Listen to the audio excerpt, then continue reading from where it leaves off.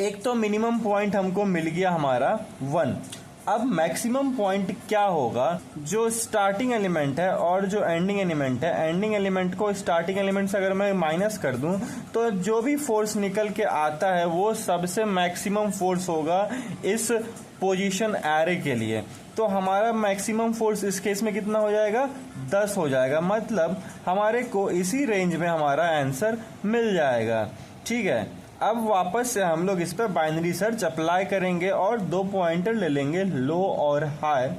फिर इसका जो मिड निकलेगा वो हो जाएगा हमारा 5। तो अब मैं चेक करूंगा कि क्या 5 फोर्स के लिए मेरा सारा बॉल प्लेस हो जाएगा, हर डब्बे में चला जाएगा। तो उसके लिए जो ये फंक्शन लिखा हुआ है, इस फंक्शन के मदद से हम लोग पता करेंगे कि क्या 5 फोर्स के लिए हमारा कंडीशन सेटिस्फाई हो रहा है या फिर नहीं हो रहा है। इस केस में अगर मेरा फोर्स 5 रहता है तो हमको मिलता है फॉल्स, और फॉल्स हो गया मतलब इसके लिए तो पॉसिबल नहीं है। तो इसके आगे के लिए कैसे पॉसिबल होगा, तो इसमें सिंपली हाई को उठा करके अपने एक मिड के पीछे ले आऊंगा और वापस से चेक करूंगा अपना मिड क्या है मेरा। इस केस में मेरा मिड आ जाएगा 2। अब मैं 2 के लिए चेक करूंगा, 2 के लिए तो पॉसिबल हो जाएगा। तो 2 के लिए जैसे पॉसिबल हुआ तो मैं लो को उठा करके यहाँ 3 पर ले आऊंगा। अब इसमें मिड निकालोगे तो ये हमारा 3 निकल जाएगा मिड।